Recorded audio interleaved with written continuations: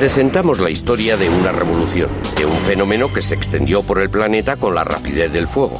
Es el relato de unos visionarios, de unos jóvenes rebeldes e ingeniosos hippies renegados. Durante 2 décadas mantuvieron entre sí duras rivalidades y disputas legales. Incluso se vieron envueltos en espionaje internacional con el propósito de convertirse en las estrellas de una nueva sensación, de un producto que los jóvenes de todo el mundo encontrasen irresistible y que produciría una peligrosa adicción. Hoy día es un negocio de miles de millones de euros que supera a Hollywood y que se dispone a superar a la industria discográfica como el negocio de ocio más lucrativo del mundo. Historia de los videojuegos.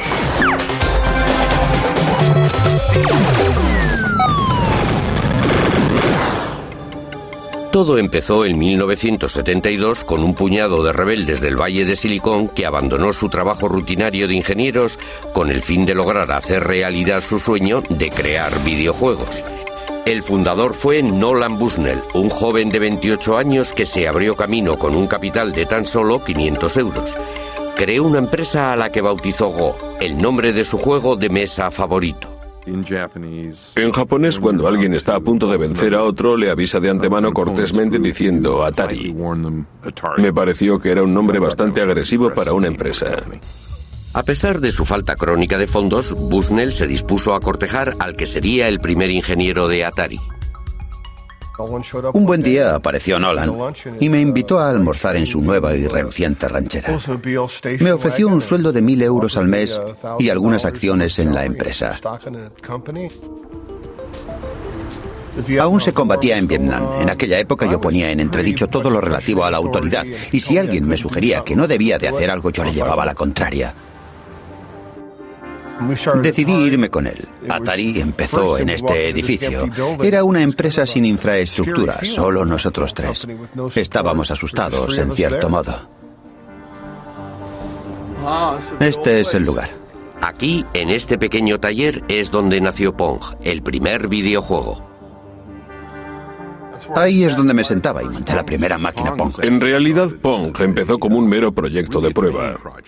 Exageró un poco las cosas. Me dijo que tenía un gran contrato con la General Electric. Ningún ingeniero quiere trabajar en un proyecto inservible. A pesar de que jamás nadie nos telefoneara, visitara o mantuviera correspondencia con nosotros, nunca se me ocurrió pensar que todo fuera mentira. Lo primero que hizo Al fue hacer funcionar las palas y después que la pelota se moviera.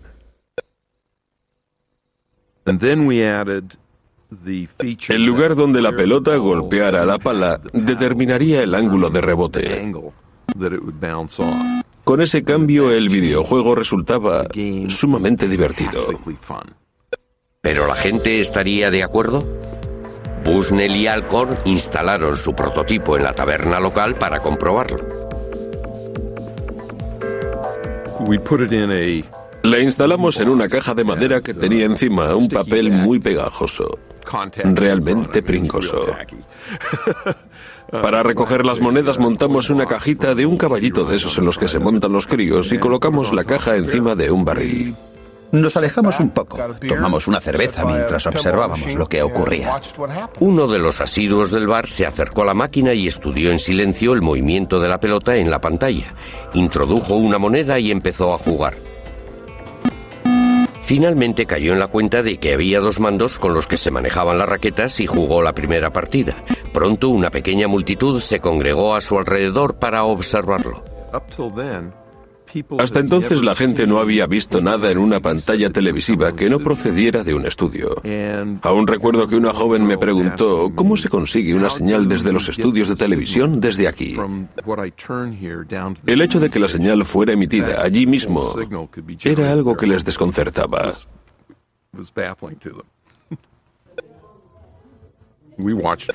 Estuvimos observando todo aquello y nos fuimos a casa. Al día siguiente nos llamaron para decirnos que la máquina se había roto.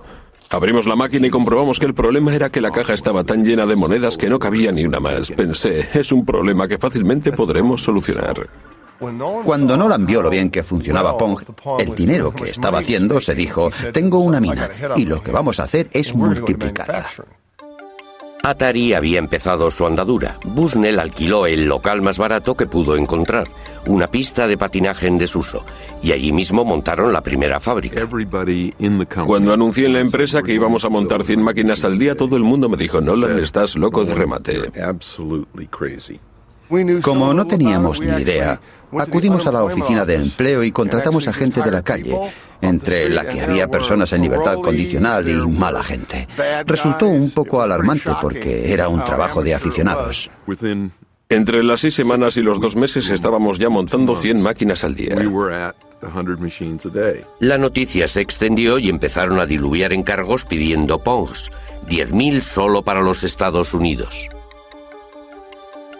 Cogió al país por sorpresa. Teníamos solo 24 años. Acabábamos, como quien dice, de salir de la universidad y ya teníamos el mundo en nuestras manos. De una inversión inicial de 500 euros, Atari consiguió el primer millón. Poco tiempo después, lograron otro éxito mayor con la versión doméstica de Pong. Tuve la impresión de que el mercado doméstico podría ser potencialmente enorme. Un buen día Al se me acercó y dijo: creo que podemos meter todo esto en un chip y conseguir que sea tan barato que llegue a todos los hogares del país. Le contesté: adelante con ello. Este es uno de los primeros chips de Pong. Siguiendo la lógica de las máquinas tragaperras y teniendo en cuenta que estos chips nos costaban solo 10 euros cada uno, podíamos fabricar un videojuego que podría venderse a 100 euros la unidad. Dar con alguien que vendiera el Pong doméstico representaba un reto mayor. No dimos con ninguna juguetería en todo el país dispuesta a comprárnoslos. Fue entonces cuando uno del equipo sugirió que deberíamos intentarlo con el departamento de deportes de los almacenes Sears. Sears nos encargó 150.000 unidades del Pong doméstico para las Navidades de 1975. Presentaba un diseño elegante con el fin de atraer tanto a los adultos como a los niños e incorporamos el logo de los telejuegos de Sears. Una vez más fue un éxito total para Atari. Sears puso en Pong todos sus recursos de marketing. En 1973 estaba ya a disposición del público lo último en aparatos caseros para videojuegos. Apareció un anuncio y se vendieron todas las existencias. Fue algo maravilloso. El éxito de Atari fue total. Lentos pero seguros, no dejamos de crear nuevos videojuegos. Bushnell volvió a centrarse en los salones recreativos. Estaba decidido a ir un paso por delante de sus competidores. Adoptamos la actitud clara de que íbamos a librar una guerra sin cuartel contra nuestros rivales. Por eso creábamos los juegos, los comercializábamos y los innovábamos. ¡Que arranquen las máquinas! Para conseguir fabricar los mejores videojuegos necesitaba a los mejores ingenieros. Por eso hizo de Atari la empresa de juguetes más atractiva para trabajar del planeta. El recién contratado David Crane admiraba el extraño éxito con el que Bushnell dirigía la empresa. Genial era una palabra que Nolan repetía bastante a menudo. Si a él le parecía que algo era genial, intentaría hacerlo porque pensaba que a todos los demás les tenía que parecer lo mismo. Bushnell animaba a sus jóvenes y brillantes ingenieros a que innovaran constantemente. Mi actitud era que si uno cree de veras en algo, ha de intentar llevarlo a cabo como sea. El tesoro de Bushnell eran las ideas, y ninguna idea, por floja que pareciera, había que pasarla por alto. Todo el mundo debía presentar un par de ideas locas. Es lo que llamábamos abono. Se trataba de ideas que poco a poco íbamos cuajando. A veces las llevábamos a cabo. El flujo constante de tanta creatividad produjo una serie de videojuegos que tuvieron mucho éxito, logrando así que Atari ocupara el cenit del negocio de los videojuegos. Fue entonces cuando se les presentó un problema legal. Se decía que Bushnell pudo haber copiado de otra persona su primera idea. El litigio afirmaba que unos meses antes de que Atari fuera creada, Bushnell había visto un juego en una feria que era casi idéntico a Pong. Un diseñador de aparatos de televisión de nombre Ralph Baer había estado pensando en crear unos videojuegos desde los años 50. En 1966 sus ideas cristalizaron mientras esperaba en una parada de autobús en un viaje de negocios que hizo a Nueva York. Cuando volví a mi despacho a la mañana siguiente, el 1 de septiembre de 1966, redacté una memoria de 4 hojas en la que explicaba todo el proyecto. Propuse cosas como videojuegos de deportes, de persecución, de carreras y de coches. Baer empezó a trabajar en su invento. En 1968 ya había logrado poner en funcionamiento su primera videoconsola, a la que sencillamente bautizó su caja marrón. El primero de los videojuegos consistía en que dos puntos luminosos se iban persiguiendo sin tregua por la pantalla.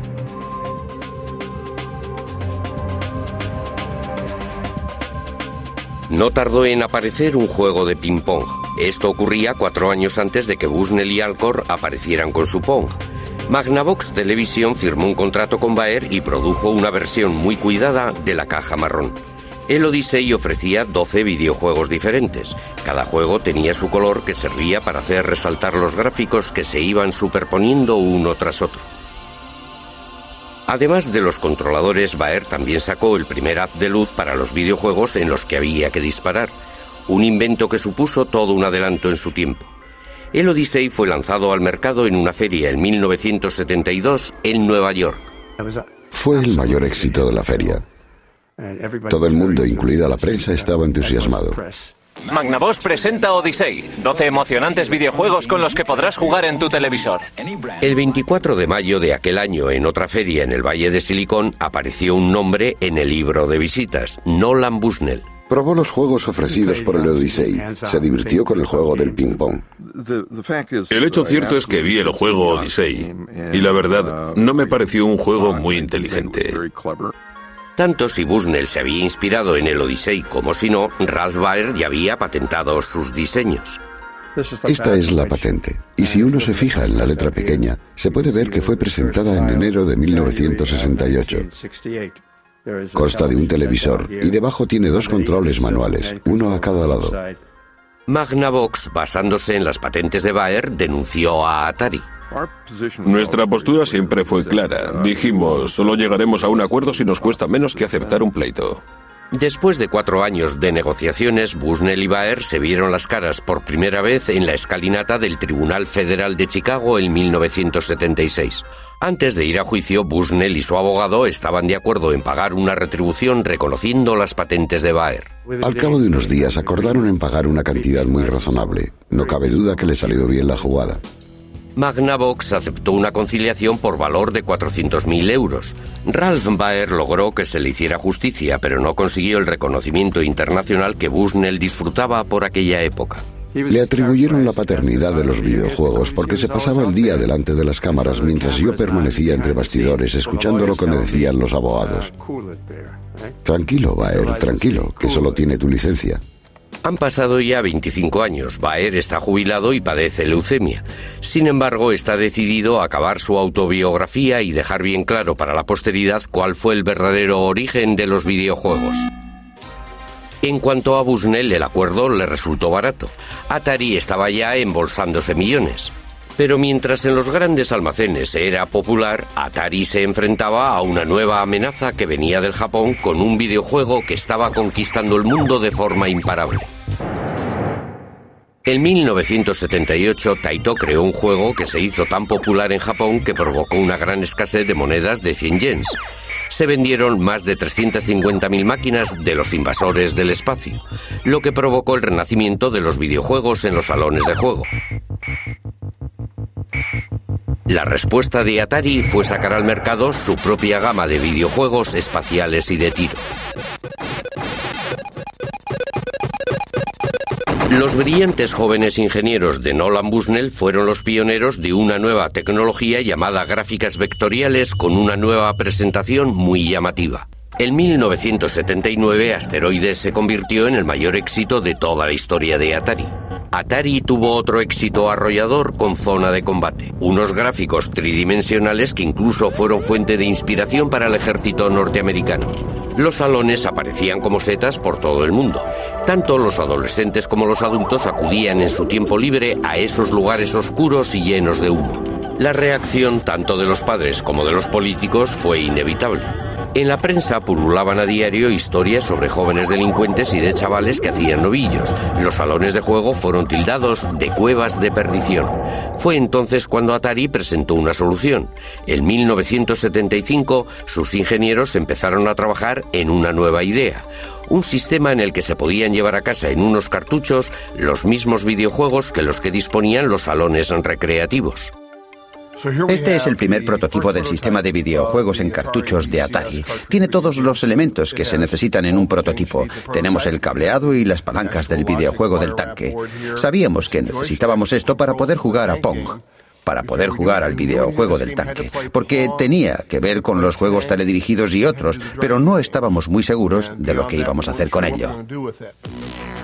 Adelante, Control, eres el capitán de una nave espacial. El VCS fue lanzado al mercado en 1977, montado en una caja elegante con interruptores bien diseñados y los primeros joysticks en una consola casera. ¡Vamos allá! Debido a que Atari era el número uno de los éxitos de las máquinas para las salas de juego, fue capaz de producir una serie completa de aparatos para aplicar a todos los VCS. En 1980 Atari se hizo con los derechos de los invasores espaciales. ¡Ya están aquí! ¡Los invasores espaciales de Atari! Ya puede usted jugar en su casa con el juego más popular de cuantos hay en los salones recreativos. Acción en el espacio dentro de su hogar. Aquellas navidades se vendieron millones de consolas VCS, de modo que los adolescentes pudieron jugar en casa con los invasores del espacio.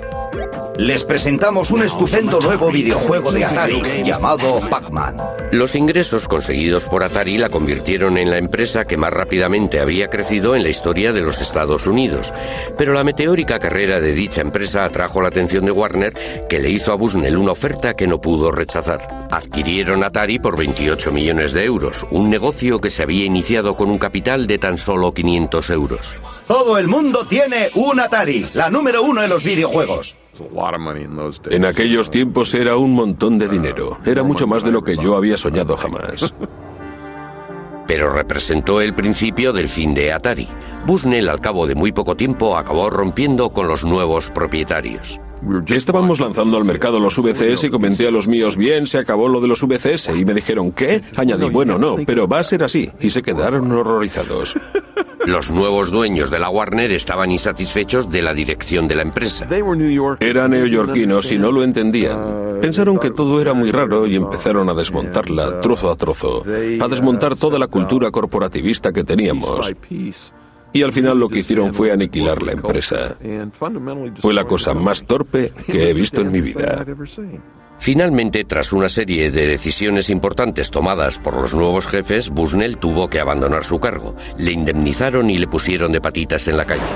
La industria había perdido a su visionario pionero, pero no se habían acabado los problemas de Atari. Bajo la nueva dirección, los diseñadores estrella de la talla de Davy Crane no eran ya valorados por el papel que habían jugado en el mayor éxito que había disfrutado la empresa. Nos hicieron un montón de promesas que jamás cumplieron. Nosotros teníamos unos ingenieros clave que elaboraban los cartuchos para los videojuegos, que ganaban entre 50 y 60.000 euros al año. En 3 o 4 meses producían el software para un cartucho que podía llegar a venderse por un valor de 100 millones de euros.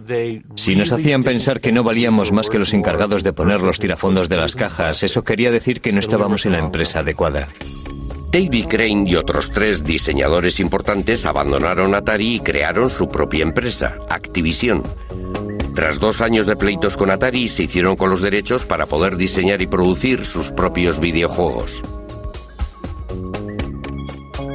El propio Crane diseñó el videojuego más exitoso de todos los tiempos, Pitfall. Todos los juegos que desarrollamos nosotros fueron grandes éxitos. Cuando Pitfall salió al mercado fue el mayor de todos los éxitos porque se vendieron muchos millones de unidades. Lo que en realidad estábamos desarrollando con Pitfall era el primer videojuego provisto de una consola. Activision volvió a encender la llama del espíritu creativo de la primera época de Atari, pero al mismo tiempo, sin quererlo, provocó un desastre. Fueron muchos los que se cegaron con el éxito de nuestro trabajo y desgraciadamente invadieron el mercado con productos que nadie quería comprar. Atari contribuyó a la pérdida de confianza en los videojuegos por parte del público, ya que había productos como el E.T. de muy baja calidad. Un videojuego de E.T., ¡guau! Muy pronto con ustedes. Millones de copias de E.T. acabaron en la basura. Deje que E.T. entre en su casa. El mercado de los juegos de ordenador se desmoronó y en 1983 la Warner anunció unas pérdidas de más de 250.000 euros, cayendo sus acciones en picado. Lamento haber vendido mi empresa a la Warner. Es la cosa más estúpida que he hecho en mi vida. En 1984 la Warner se deshizo de Atari y con ello fue declarada la muerte de los videojuegos norteamericanos. Pero en otros lugares, una nueva raza de diseñadores de tan solo 12 años que trabajaba en sus habitaciones estaba resucitando la industria que acabaría convirtiéndolos en adolescentes millonarios. A principios de los 80, unos adolescentes británicos montaron una revolución en sus cuartos, en las aulas y en los patios de los colegios. Eran los alumnos más raros de la escuela. Unos genios de la ciencia que eran buenísimos en matemáticas pero con pocos amigos, y que sin embargo se iban a convertir en millonarios. Sí, empezó como afición y se convirtió en una obsesión, y luego en una carrera. Los gemelos Philip y Andrew Oliver eran unos típicos adolescentes británicos. Sus padres no permitían que hubiera una videoconsola en casa. Sin embargo, pensaban que un ordenador sí que era algo educativo. Muy oportunamente apareció en el mercado toda una serie de ordenadores personales baratos como el Spectrum ZX y el Commodore 64.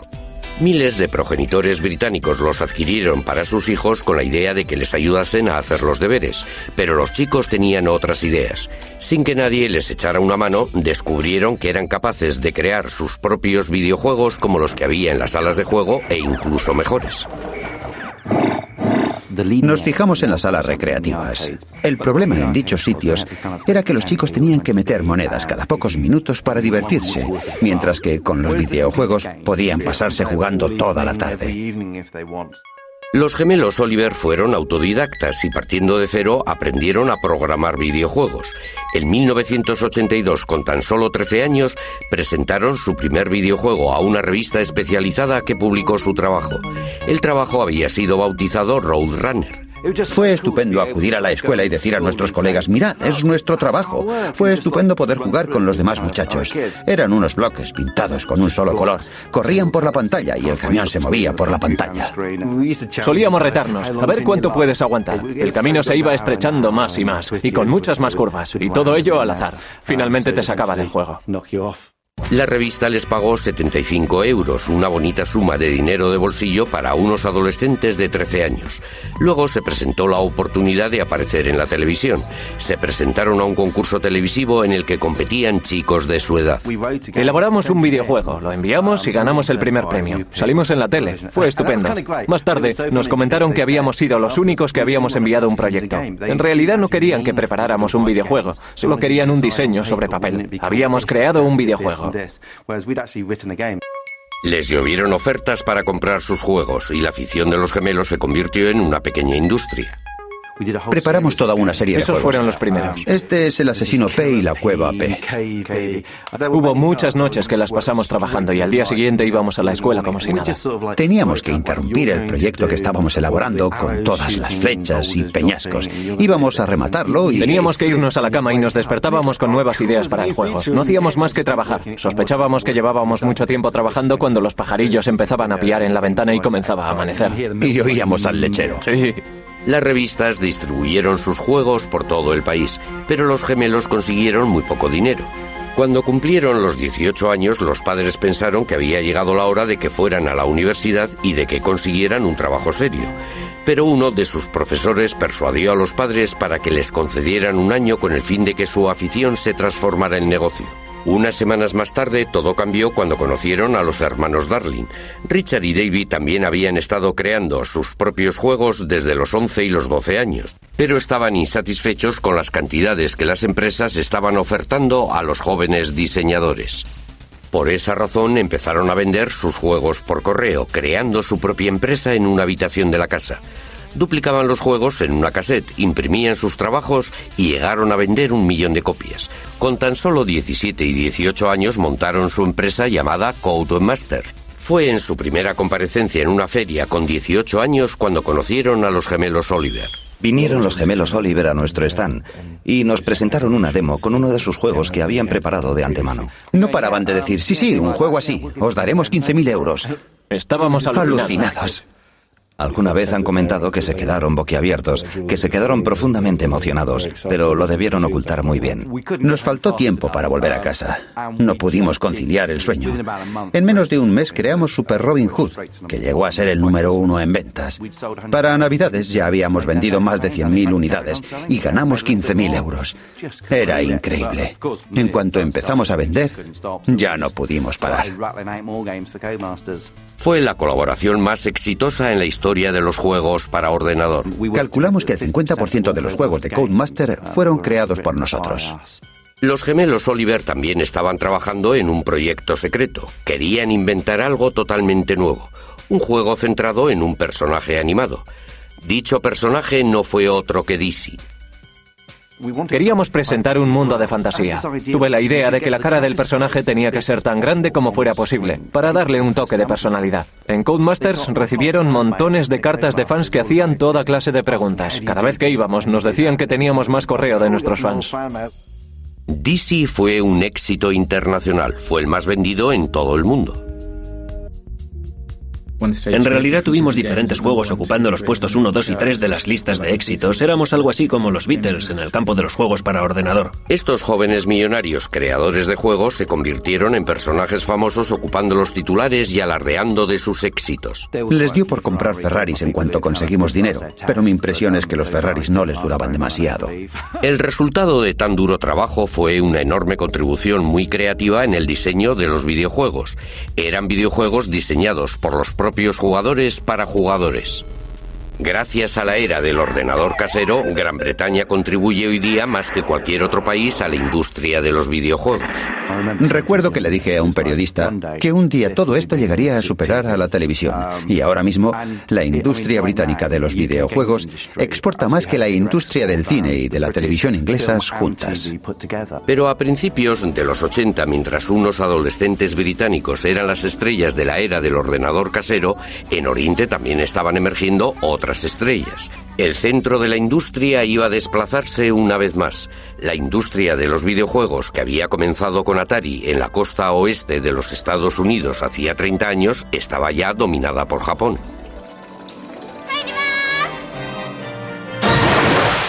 Los videojuegos casi se han convertido en algo sinónimo con Japón.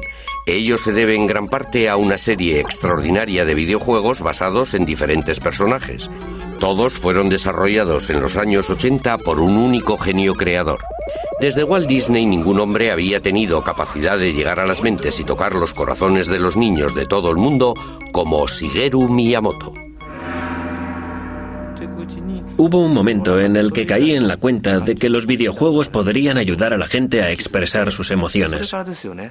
Desde entonces, los recuerdos de mi niñez han quedado reflejados en los videojuegos que he creado. Miyamoto creció en Sonebe, una pequeña ciudad provinciana cerca de Kioto. De niño, en el seno de una familia tradicional, transformó todo cuanto le rodeaba en un mundo de fantasía que empezó a explorar. Estaba siempre como absorto. Se pasaba mucho tiempo dando rienda suelta a sus sueños. De adulto, a la hora de trabajar, se basaba en la manera de jugar que había tenido de niño. Le recuerdo describiéndonos un paseo a través de un bosque que había cerca de su casa y que en su imaginación era algo extraordinario. Se imaginaba un montón de cosas que estaban sucediendo a su alrededor y que los demás éramos incapaces de ver, como caminos que llevaban a alguna parte. Miraba hacia arriba y no solo veía un trozo de cielo azul, sino que allí veía una trampilla secreta que le conducía a un nuevo mundo. En 1980, Miyamoto ofreció a Nintendo su visión y creatividad. Con base en la antigua ciudad de Kioto, Nintendo llevaba produciendo casi 100 años Hanafuda, los naipes tradicionales japoneses. Pero cuando su presidente Hiroshi Yamoshi se enteró del éxito de los videojuegos, como por ejemplo el de los invasores del espacio, transformó la empresa en una productora de juegos para ordenador.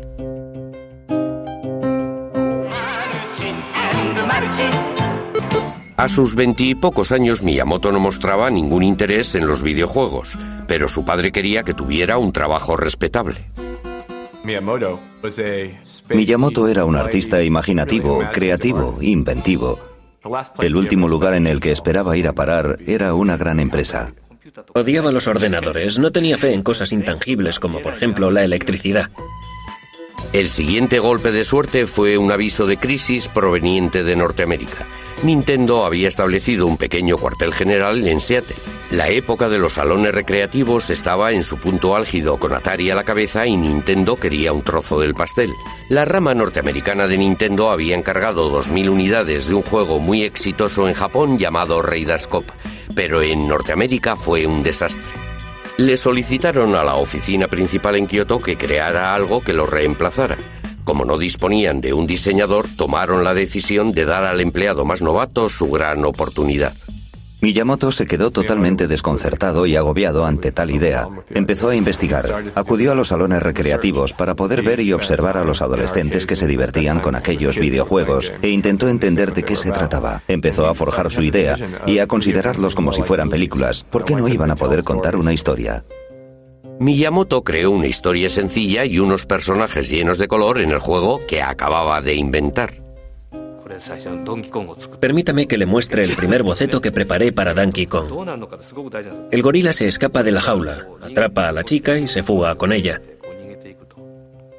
Un hombre con un martillo en la mano le persigue esquivando todos esos barriles. Al final aparece un agujero en el suelo. El gorila cae dentro de él y se mata. Con el fin de dar vida a sus personajes, Miyamoto tuvo que trabajar con las limitaciones que le imponía la tecnología de la época. De repente surgió un problema. ¿Qué pelo tenía el personaje? El asunto es que él se estaba cayendo. En un videojuego, el pelo presentaba una dificultad que los diseñadores de la época no podían resolver. Es decir, por la inercia de la caída, el pelo tenía que aparecer con las puntas hacia arriba. Miyamoto resolvió el problema poniéndole una pequeña gorra. Dándole un toque final, Miyamoto compuso la música para el videojuego que fue enviado a Seattle. Quedaba por ver si Donkey Kong iba a tener más éxito que el fracaso que había supuesto Raiders Cop, al que debía sustituir.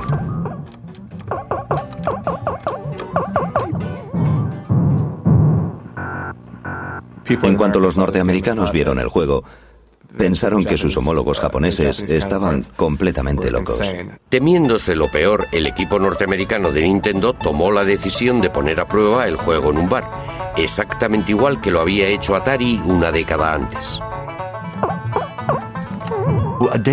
Al día siguiente, volvieron a la taberna Spot. Abrieron la caja del dinero y había 30 euros en monedas de 20 céntimos. Estaba casi a rebosar.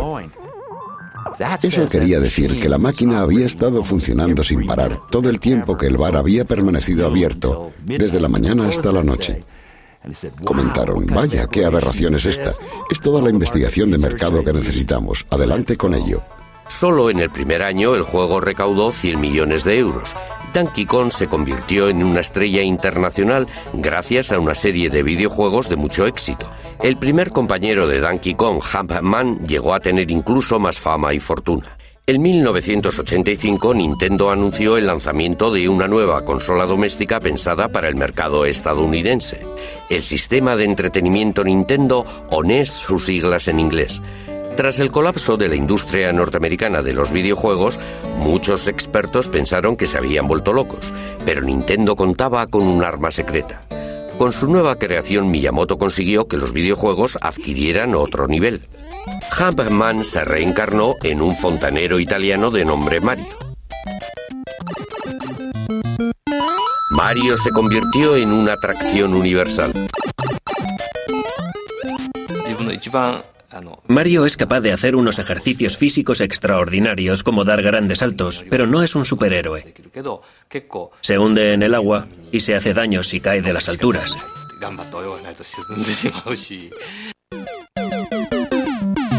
Miyamoto creó un mundo aparte lleno de tuberías, alcantarillas, barrancos y arrecifes para que Mario lo explorase. Además, inventó un ejército de monstruos animados para que Mario se enfrentara a ellos. En las pruebas de la primera versión, Mario era enorme. Luego creé al pequeño Mario. El juego cobró más interés con los dos hermanos. Más tarde me pregunté qué comida mágica podría transformar al pequeño Mario en el Mario grande. Fue cuando creé esa enorme seta roja. Estaba creando ese universo maravilloso que él mismo estaba contemplando a través de un espejo. Enseguida aparecieron otras series y Mario se convirtió en una superestrella internacional. En una encuesta realizada en 1987, Mario fue reconocido por más niños norteamericanos que el propio Mickey Mouse. Fue entonces cuando Miyamoto desveló su obra maestra.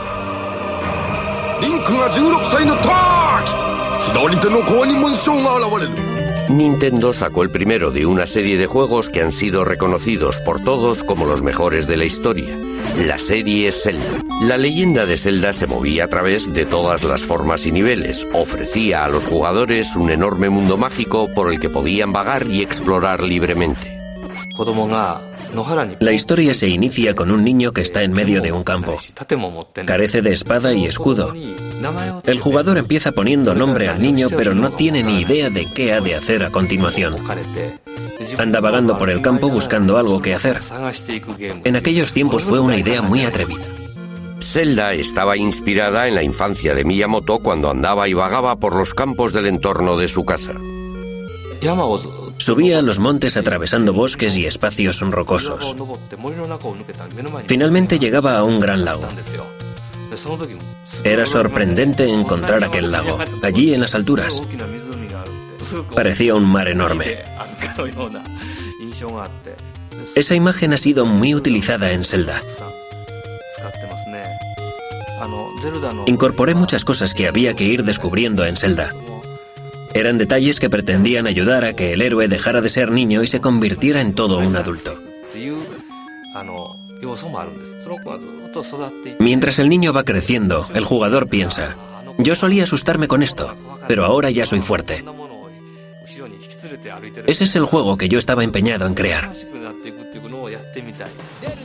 La leyenda de Zelda duraba más de 100 horas en las que los jugadores de todo el mundo se quedaban perplejos, fascinados.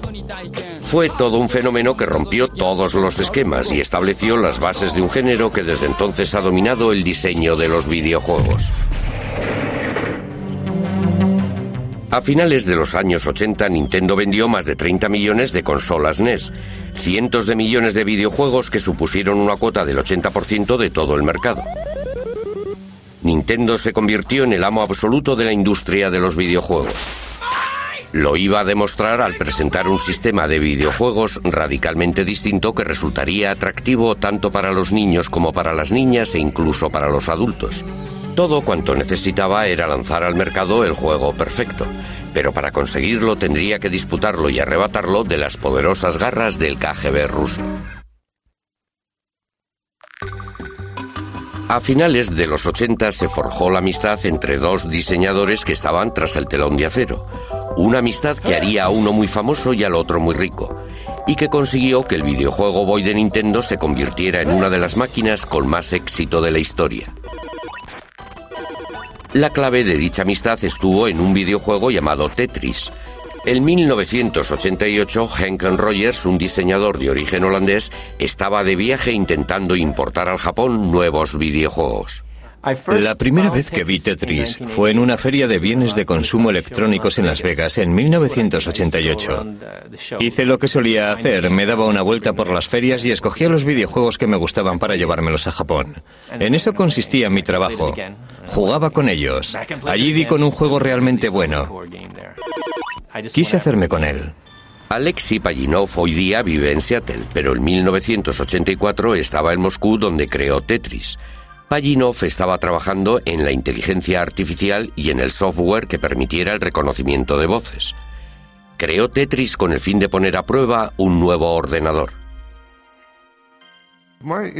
Mi interés estaba centrado en los rompecabezas y juegos y en toda clase de divertimentos matemáticos. Tetris estaba basado en un rompecabezas tradicional ruso llamado Pentaminos. Hay 12 formas parecidas a esta, y son todas las piezas posibles compuestas de 5 cuadrados. La versión de Pentaminos de Pajitnov contenía piezas compuestas de solo 4 cuadrados en vez de 5. Le puso el nombre de Tetris por derivarse de la palabra griega tetra, 4.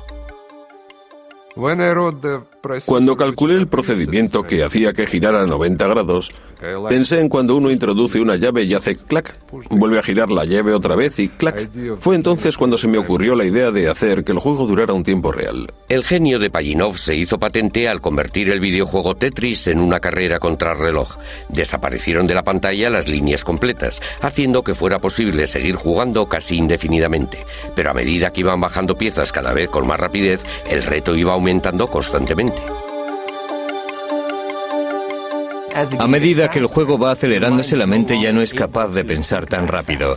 Quizás sea el subconsciente el que irrumpe en ese momento del juego, pero va más rápido de lo que uno es capaz de jugar.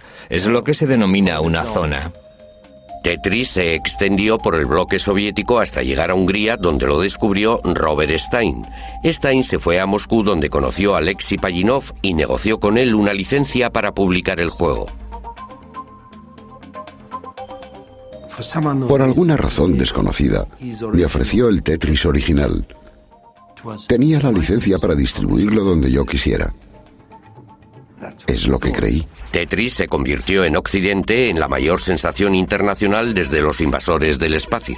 Cuando Tetris invadió la industria, el resto de la producción quedó anulado. Finalmente tuvo que ser retirado. En Japón, Henk Rogers sacó una versión para la consola doméstica de Nintendo. Sacamos este Tetris en las Navidades de 1988. Acabamos vendiendo 3 millones.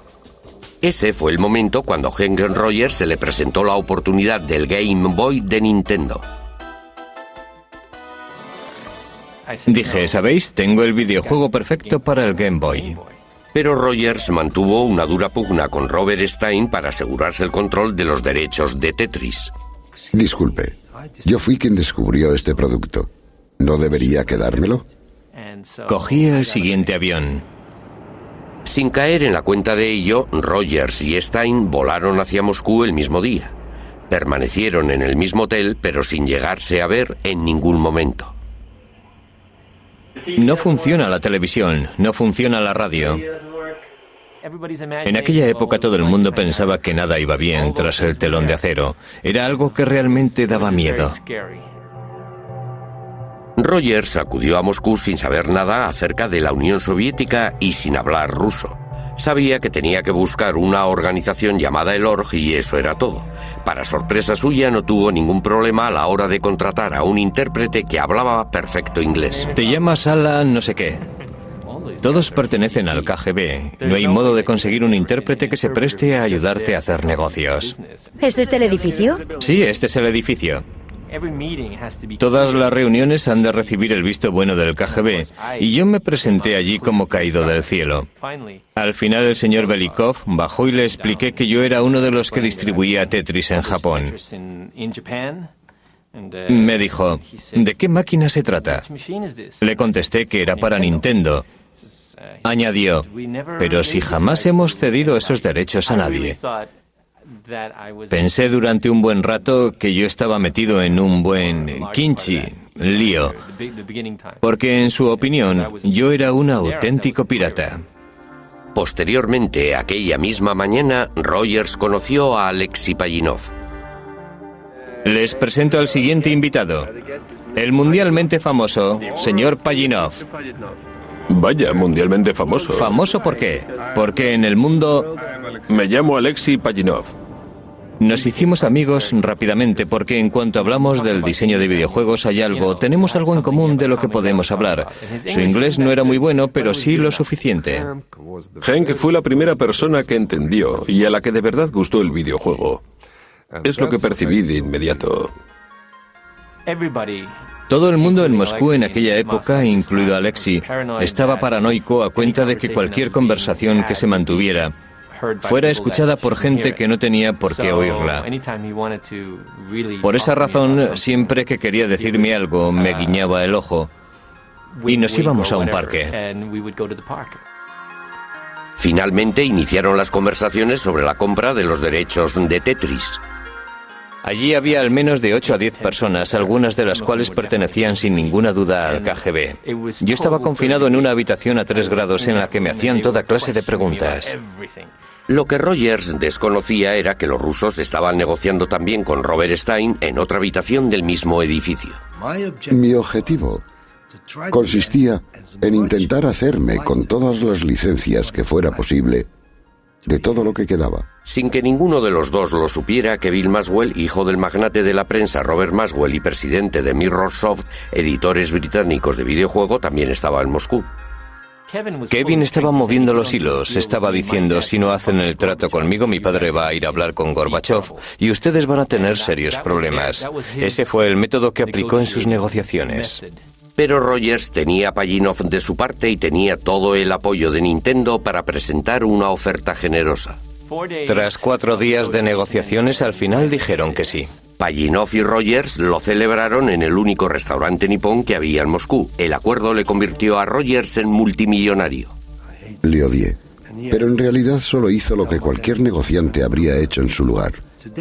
Hoy he perdido Dios sabe cuántos millones de euros y no me siento muy feliz, que digamos. Nintendo resultó el gran ganador. Además de Tetris y el paquete de videojuegos, se vendieron en todo el mundo 32 millones de consolas Game Boy, casi la mitad de ellas para adultos. Pajitnov se hizo mundialmente famoso y emigró a los Estados Unidos. Como era ciudadano soviético, no ganó nada a cuenta de los videojuegos hasta que expiraron los contratos en 1996, 12 años después de haberlos inventado. En la actualidad, él y Henk Rogers trabajan juntos y venden Tetris para una nueva generación de hardware.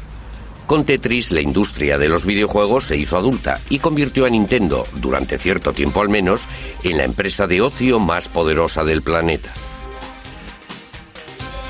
Partiendo de unos orígenes muy humildes, la cultura de los videojuegos evolucionó a unos pasos gigantescos gracias a la intuición y creatividad de sus grandes pioneros. Fueron hombres que entendieron lo mucho que a la humanidad le gusta y necesita jugar. Abrieron las puertas a un maravilloso nuevo mundo en el que una vez que se entra no se puede salir.